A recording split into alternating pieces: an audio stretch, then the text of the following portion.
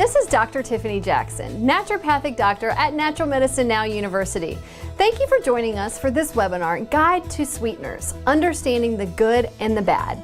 With all the negative health effects associated with refined sugar, high fructose corn syrup, and artificial sweeteners, many wonder if there's anything you can actually use to sweeten your foods and beverages.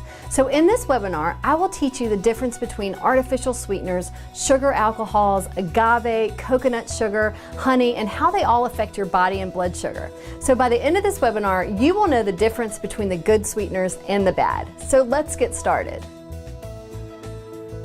In today's overprocessed, sugar-crazed society, the average person consumes 154 pounds of sugar per year. That is approximately 53 teaspoons of sugar a day. Now let's pretend that sugar actually has some benefits. Eating 1/2 pound per day may not seem like such a bad idea, but the truth is that refined sugar has absolutely no nutritional value whatsoever. Not only does it completely lack nutritional value, it also robs the body of enzymes, minerals, vitamins, especially B vitamins. Eating too much sugar also creates blood sugar imbalances in the body. When the blood sugar drops too low, shortly after eating a high sugar meal or snack, the fuel supply to the body is impaired, with adverse effects on mental function, physical energy, and emotional stability. Symptoms of low blood sugar can range anywhere from headaches, irritability, and shaking when you're hungry to explosive anger and panic attacks or crying easily for no apparent reason.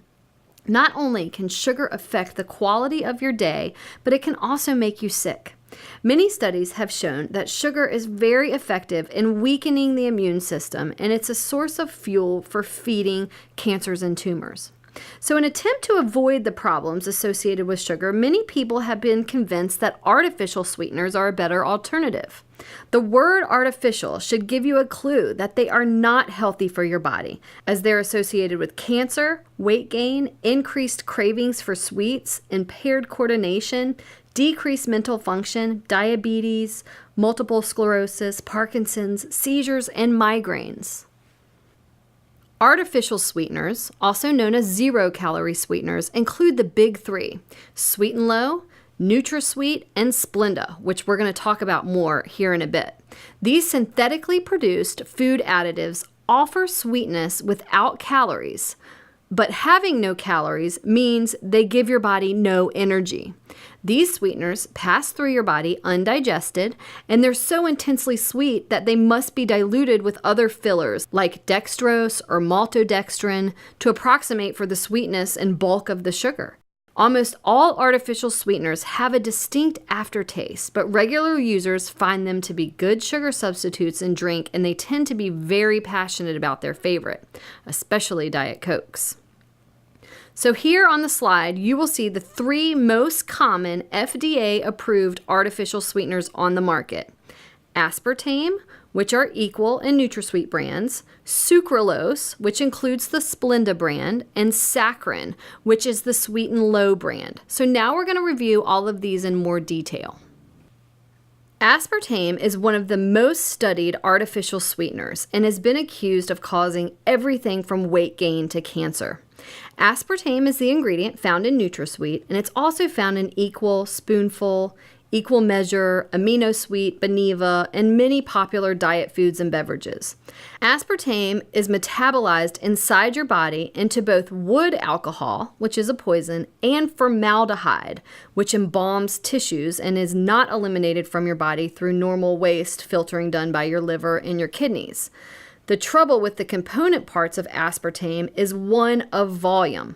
Aspartame is a synthetic chemical composed of 3 ingredients: 2 amino acids and a methyl ester bond, as you can see from the chemical structure on the slide. The amino acids are phenylalanine and aspartic acid, 2 common components of many foods that are usually safe for consumption, but not in the case of aspartame, and let me tell you why. In a normal protein like meat, fish, or eggs, phenylalanine and aspartic acid comprise 4 to 5% of the total amino acid profile. That is how nature intends the body to encounter these two amino acids. And there's nothing wrong with these substances if they occur naturally in the proper balance with other amino acids. But in aspartame, the ratio of these two amino acids is 50% alanine and 40% aspartic acid, with 10% being the methyl ester bond, also known as the wood alcohol, a known poison. So in other words, on a percentage basis, this is a massive quantity of two unnaturally isolated amino acids that are simply not found in this ratio in nature, and they're bonded together by a known poison. The result of this chemical cocktail is a sweet-tasting neurotoxin. As a result of its unnatural structure, your body processes the amino acids found in aspartame in a very different way from steak or a piece of fish. The amino acids in aspartame literally attack your cells. They cross your blood-brain barrier to attack your brain cells, and they create a toxic cellular overstimulation called excitotoxicity. Needless to say, I do not recommend products that contain aspartame.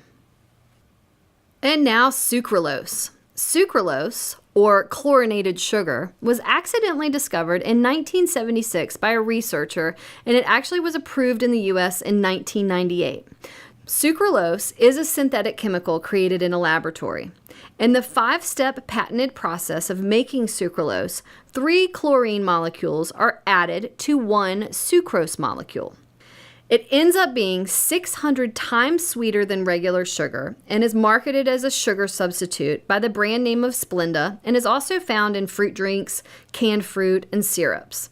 Some will argue that natural foods also contain chloride, which is true.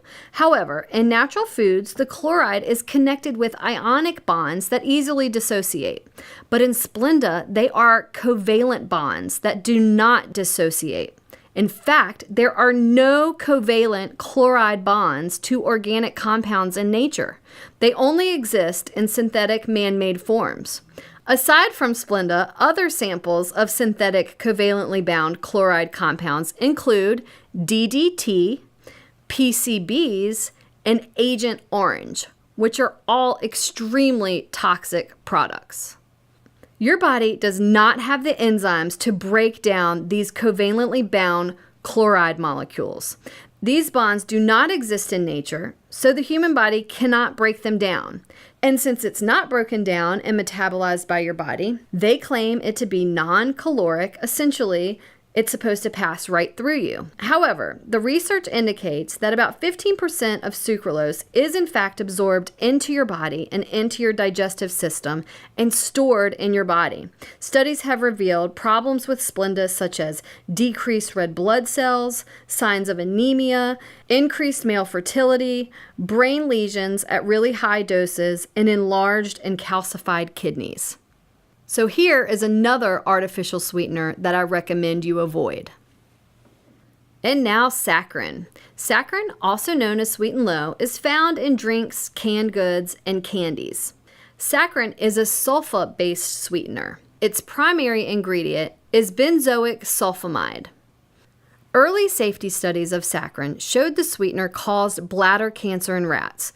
The FDA recently lifted this requirement that saccharin be labeled as a probable carcinogen on food packaging. But the link between saccharin and bladder cancer has contributed to tons of studies, and it also tends to be one of the most investigated artificial sweeteners. But today, there's no connection between saccharin and bladder cancer in humans. It is still inconclusive.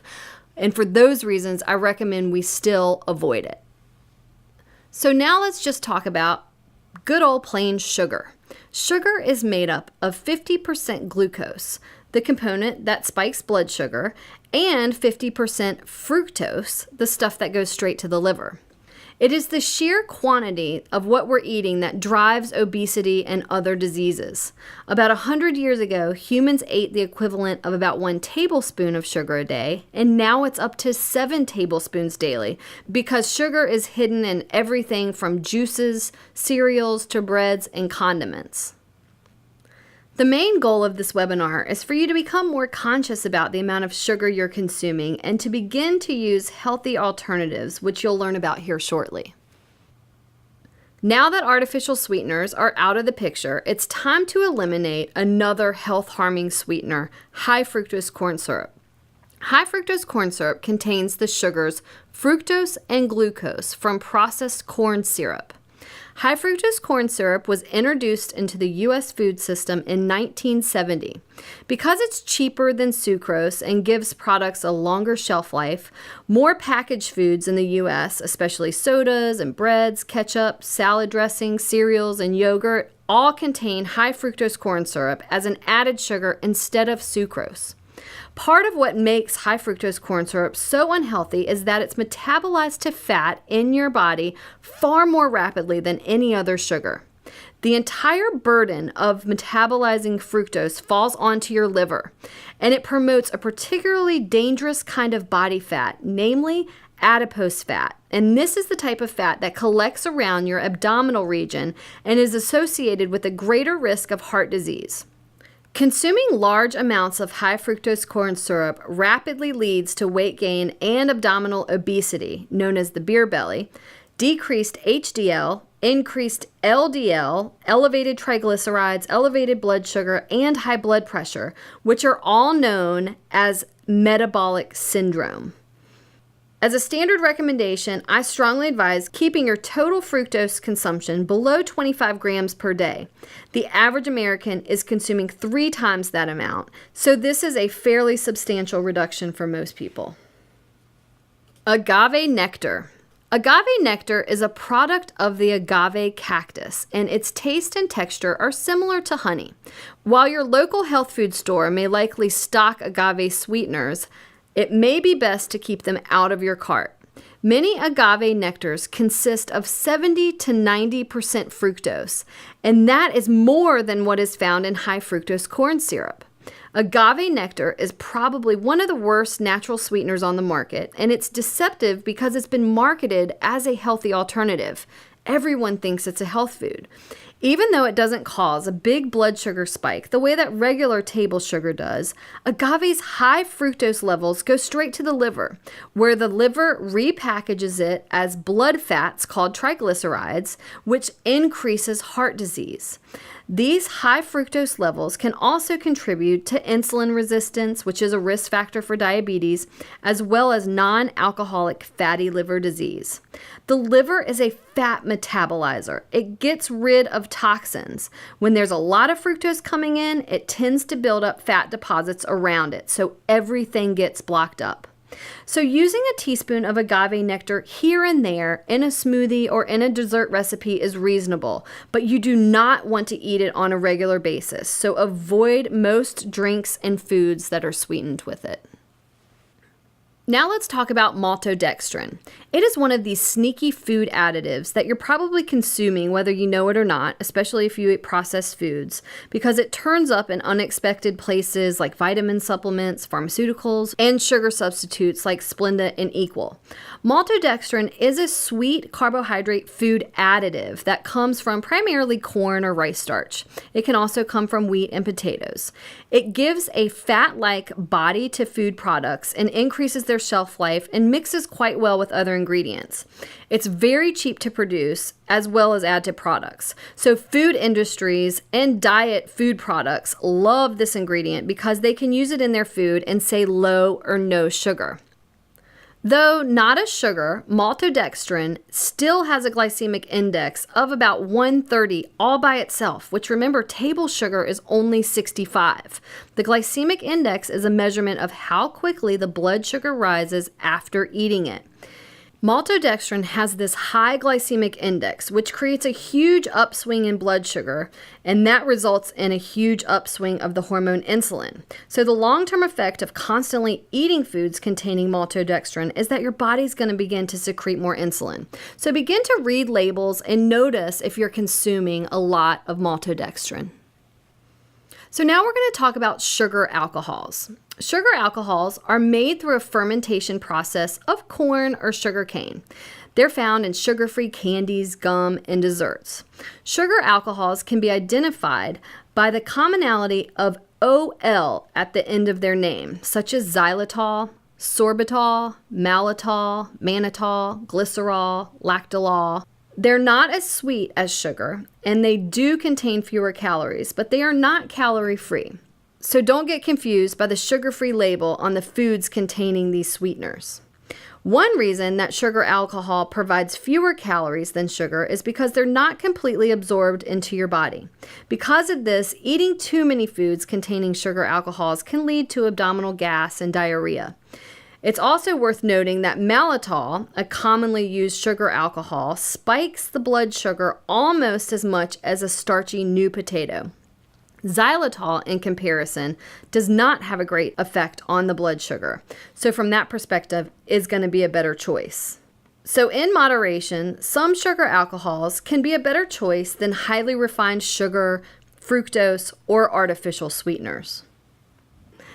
Of all the various sugar alcohols, I think xylitol is one of the best. When it is pure, the potential side effects are minimal, and it actually comes with some benefits such as fighting tooth decay. All in all, I would say that xylitol is a reasonably safe, beneficial sweetener. And on a side note, xylitol is toxic to dogs and some other animals, so be sure to keep it out of reach of your family pets. Erythritol is a naturally derived sugar alcohol substitute that looks and tastes very much like sugar, yet has almost no calories. It comes in a granulated and powdered form. Erythritol is approximately 70% as sweet as table sugar, which is known as sucrose. Erythritol is usually made from plant sugars. Sugar is mixed with water and then fermented with a natural culture into erythritol. Then it is filtered, allowed to crystallize, and then dry. The finished product is the white granules or powder that resembles sugar. Erythritol has not been found to affect blood sugar levels or insulin levels, so it has a 0 glycemic index. Erythritol is not metabolized by oral bacteria, which means that it doesn't contribute to tooth decay. Erythritol has not been found to affect blood sugar or insulin levels, and it has a 0 glycemic index, so I consider it to be a good alternative sweetener. And now, raw local honey. Honey is far more than a natural sweetener. It's actually what I consider to be a functional food, which means it is a natural food with health benefits. It contains antioxidants, enzymes, minerals including iron, zinc, potassium, calcium, phosphorus, magnesium, and selenium. Vitamins found in honey include B6, thiamine, riboflavin, pantothenic acid, and niacin. 1 tablespoon of honey contains 64 calories, yet it has a healthy glycemic load around 10 for 1 tablespoon, which is a little less than a banana, and it does not cause a sugar spike and elevated insulin release like white sugar. Although honey is an affordable food, bees spend thousands of hours collecting pollen from around 2 million flowers to make 1 pound of pure honey. 1 tablespoon of honey contains 64 calories, yet it has a healthy glycemic load of around 10 for 1 tablespoon, which is a little less than a banana, and it does not cause a sugar spike and elevated insulin release like white sugar does. Commercial honey is often heavily processed and may even be chemically refined. Excessive heat destroys the natural enzymes, vitamins, and minerals in honey. Filtering and processing eliminates many of these beneficial phytonutrients, such as pollen and the enzyme-rich propolis that is also contained in honey. The best honey to use as a sweetener is raw, local honey. Raw honey is a concentrated source of natural goodness. The benefits include a rich taste, a high nutritional profile, it promotes the growth of good bacteria in the intestines, and helps with allergies. Best of all, honey does not need special storage or refrigeration. Use it by the spoonful, straight from the jar. Blackstrap Molasses. Blackstrap molasses is rich in iron, potassium, and calcium, making it a healthier choice than artificial sweeteners and even refined sugar. Its flavor is bittersweet and deeply rich. 1 tablespoon of blackstrap molasses provides more iron than a 3-ounce serving of red meat. Molasses is the syrupy byproduct of the process that turns sugar cane into refined white table sugar. The sugarcane juice is boiled 3 times to extract the crystallized sugar, which first creates a light molasses, then a dark molasses, and then finally the super concentrated, nutrient-rich Blackstrap Molasses. It's still sugar, so it should be used in small quantities so as not to impart a strong flavor to the end of the dish. However, some warn that it's not recommended for people with diabetes. My favorite is the organic fair trade certified version of Blackstrap Molasses from Wholesome Sweeteners. Maple syrup is made from the sugary circulating fluid called sap of maple trees. It has been consumed for many centuries in North America since the times of the Indians. Over 80% of the world's supply is now produced in Canada. Maple syrup is made in a natural 2-step process. A hole is drilled into a maple tree, and then the sugary circulating fluid leaks out and is collected into a container. The sugary fluid is boiled until most of the water evaporates, leaving a thick, sugary syrup, which is then filtered to remove impurities. There are several grades of maple syrup, depending on the color. The exact way they are classified can vary between countries, but in the United States, maple syrup is either classified as grade A or grade B. Grade A is further categorized into light amber, medium amber, and dark amber, and then grade B is the darkest of them all. The main difference between them is that the darker syrups are made from sap that is extracted later in the harvesting season. The dark syrups have a stronger maple flavor and are usually used for baking or in recipes, while the lighter ones are rather used directly as syrups, for example, on pancakes. If you're going to buy maple syrup, then make sure to get the actual maple syrup, not just the maple flavored syrup, which can be loaded with refined sugar or high fructose corn syrup. As with any other food, make sure to read the label. The bottom line is there's several different grades of maple syrup, depending on the color. Grade B is the darkest with the strongest maple flavor. And the main things that sets them apart from the refined sugar is the fact that it also contains minerals and antioxidants.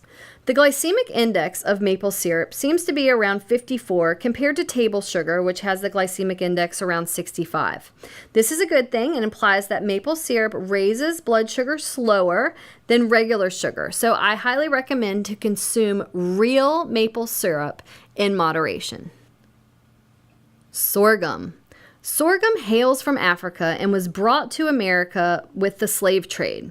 Like maple syrup, which is harvested and made in the early spring, sorghum syrup is seasonally prepared.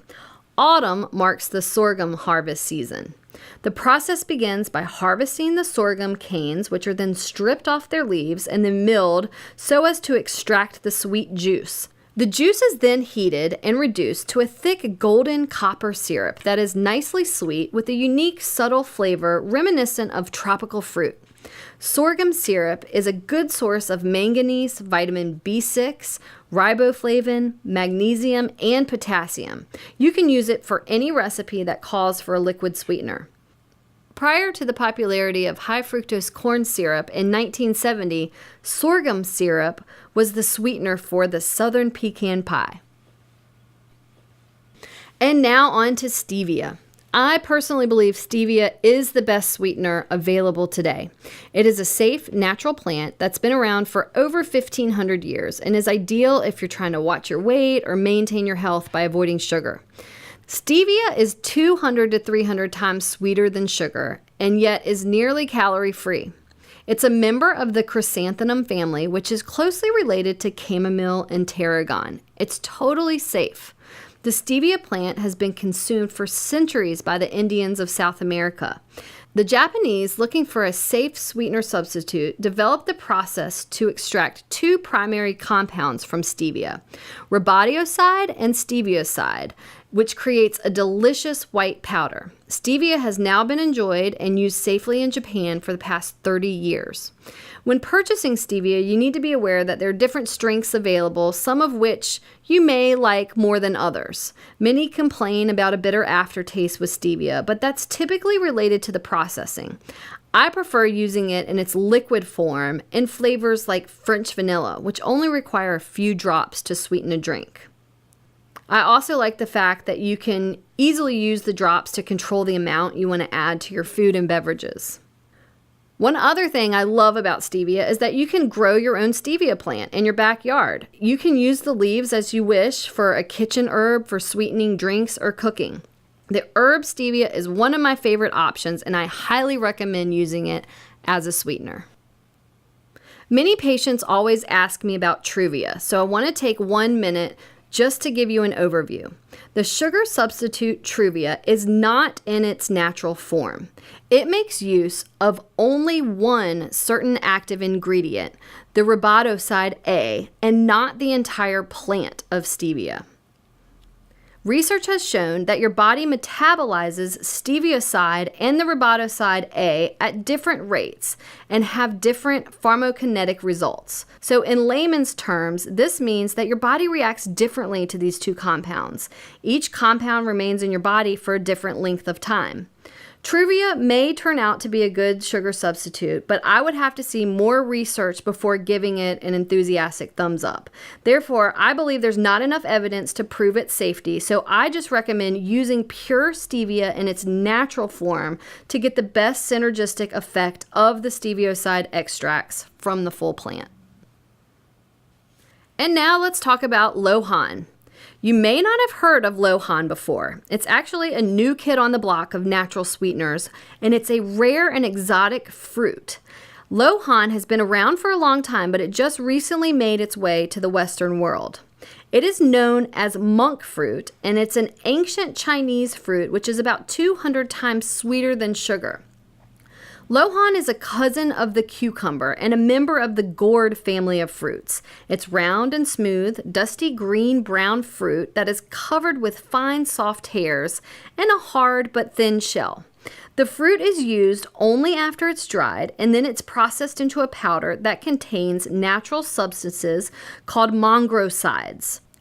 These natural compounds make Lohan a whopping 200 times sweeter than sugar, and they're also responsible for some health benefits associated with this fruit, which is it has antioxidant properties, it can help manage diabetes because its inhibitory effect on blood sugar, and it can also help defend against heart disease. So I highly recommend trying to find Lohan or monk fruit in your local health food store. And on to another natural sweetener called Lakanto, which you may or may not have heard before. Lakanto has been used in Japan since 1996 and served in thousands of restaurants and hospitals. It is recommended, not just approved by the Japanese Minister of Health as a food for special dietary uses, but it also is generally recognized as safe for approval in the United States. Lakanto is made from a unique patented combination of erythritol and the pure extract of Lohan. Erythritol is unlike any other sugar alcohol because it's made from the process of fermentation, which we learned about earlier. The corn is fermented, so those sensitive to corn can tolerate Lakanto quite well. All other sugar alcohols are made by hydrogenation, so this explains why Lakanto does not cause symptoms of diarrhea that other people can experience when they chew gum or eat other foods that contain sugar alcohols. But the great thing about Lakanto is its absolutely delicious taste, and unlike stevia, you can actually bake with it.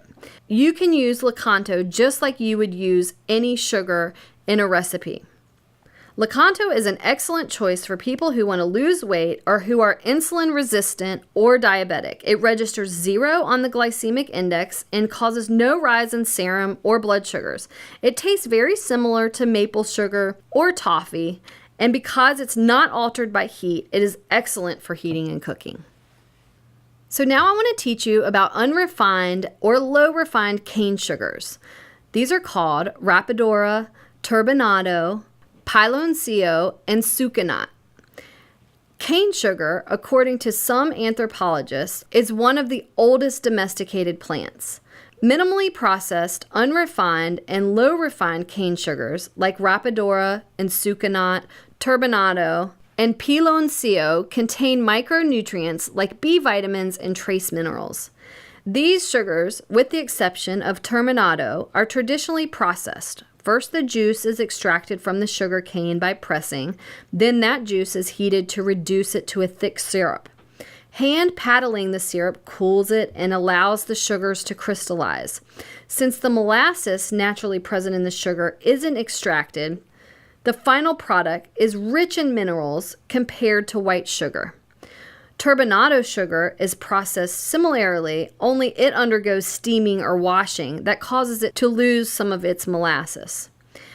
These traditionally processed sugars can replace white and brown sugar at a 1-to-1 ratio, and they contain minerals including iron, calcium, chromium, and potassium.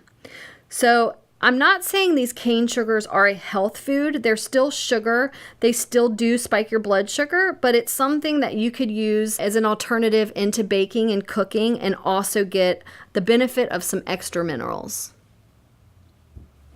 And now to coconut sugar. Popular in Southeast Asia, coconut and palm sugar are yet another natural sweetener known in earlier times. Originally extracted only from the palm tree, it is now made from the sago and coconut palms as well. As with other sweeteners, the juice is extracted and then boiled down until it forms the desired consistency, which is a thick syrup and a gooey paste or sugar crystals. It is made from the sap of the cut coconut flowers. That coconut sugar is not highly processed, and it's considered to be a low glycemic food. It has a glycemic index score of 35, where white sugar is 100. And with this sweetener, you get minerals like potassium, magnesium, zinc, and iron, plus a few B vitamins. You can use it as a 1-to-1 ratio for white sugar when cooking. So now we have finished going over all of the different sweeteners. So here is a slide that gives you an overview of how I feel they should be used. Not for human consumption, sweeteners to avoid if possible, enjoy occasionally and in moderation, and use frequently. It is fair to say that no other food contributes to as many health problems as sugar. So if you want to achieve your optimal health potential, avoiding sugar is the best place to start. You can begin making a kitchen transition by throwing out that big bag of sugar and throwing all of those little packets of artificial sweeteners in the trash. And get rid of all the products in your cupboards and refrigerator that are made with refined sugar, sucrose, high fructose corn syrup, and maltodextrin. It may seem like a waste of money at the time, but the savings in your health and the health of those that you care about will be worth it. So here are your action plans. Number 1, challenge yourself to avoid artificial sweeteners for 1 week and see how you feel. Number 2, when cooking, experiment with using cane sugar, honey, molasses, and Lakanto. Number 3, try using Stevia or Lakanto in one of your favorite beverages, coffee, sweet tea, or lemonade. Thank you for joining this webinar. The source of sweetness in what you eat is such an important factor to consider to keep your body healthy. Artificial sweeteners, although very low calorie, provide no energy or necessary nutrients. As you have just learned, the best sugars to consume are the least processed with the maximum amount of nutrition. I hope you now have a better understanding of which sweeteners are good and bad and will begin to make sweeter, healthier choices. So take action and prevent disease. This is Dr. Tiffany Jackson at Natural Medicine Now University wishing you a happy and healthy day.